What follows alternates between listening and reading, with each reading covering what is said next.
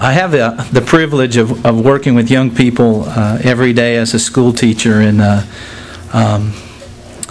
I work with K through 8th graders, and so if you were to ask an 8th grader if they had some ambitions and dreams, some would confidently say, absolutely, I want to be a lawyer, or I want to be a doctor, or I want to be a pro baseball player or a football player. They have their dreams and ambitions, and some you ask and they kind of look at you funny and just they're not quite sure what they want to do with their life. But as we look at this morning, we're going to look at the life of 4 teenagers. Their age is probably between the age of 14 and 17. Daniel is going to be the main character as we look this morning. But can anyone name me the other 3 Hebrew children that we find in Daniel chapter 1? So this is kind of a quiz. Is anyone brave enough to... Okay, Carmen? All right, Shadrach, Meshach, and Abednego. Very good. Well, we're going to get a little familiar with them, but our main focus is going to be on the person of Daniel. And again, the age of the youth that we're going to be looking at today, Daniel and those 3, were probably between the ages of 14 and 17. And a little bit of the background with Daniel himself. He came from a prominent family.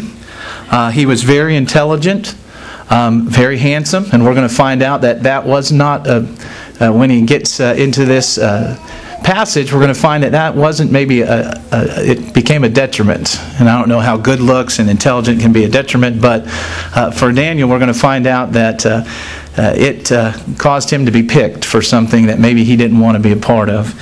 And so... Again, Daniel came from a prominent family, had very intelligent. And as we pick up in verse 1, we're going to find out that his life is about to change. His life as he knows it is going to be turned upside down. And so starting in verse 1, it says, "In the 3rd year of the reign of Jehoiakim, king of Judah, Nebuchadnezzar, king of Babylon, came to Jerusalem and besieged it." Verse 2, "And the Lord delivered Jehoiakim, king of Judah, into his hand, along with some of the articles from the temple of God. These he carried off to the temple of his God in Babylonia, and he put in the treasure house of his God." Now, it's an interesting statement in verse 2. It says, "And the Lord delivered them." Now, I want you to understand that. Why would the Lord deliver his people into the hands of an enemy to be besieged? Well, if you look back, it was prophesied that this was going to happen because of their sin. They had turned from God. They had forsaken the God, Jehovah God, and had kind of gone to their own way. And God promised that He would judge them, and this was part of the judgment. And so the Lord delivered them into the hands of their enemy.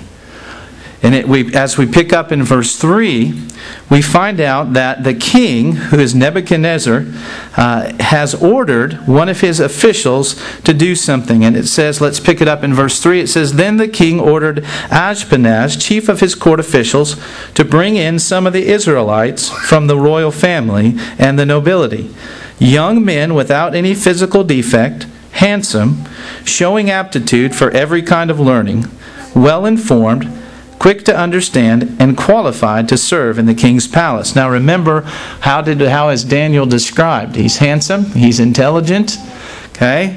And so he gets picked as one of these attendants that's going to be a part of this. He and Shadrach, Meshach, and Abednego.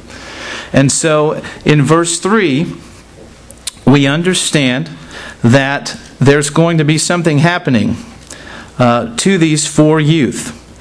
In verse 5, it says that the king, in verse 4 still, that and qualified, he was to teach them the language and the literature of the Babylonians. What they were going to undergo here is a 3-year process of conforming these Hebrew youth to the culture of the Babylonians for the whole purpose of serving one day. Now think about that. You're a Hebrew. Jehovah God is your God. He's the only God. You serve Him. You love Him. And now you're placed in a culture. Now let me describe a little bit of the Babylonian culture. Okay? Here's what they were going to learn in their studies. Now think of this, me as a teacher. This is the curriculum that they are going to go. They are going to study about sorcery, magic, pagan worship, and a multiple God religion. Now imagine if you were a Hebrew, one God, Jehovah God, now you're going to be conformed to all this. Can you imagine what's going through the mind of these 4 Hebrew youth?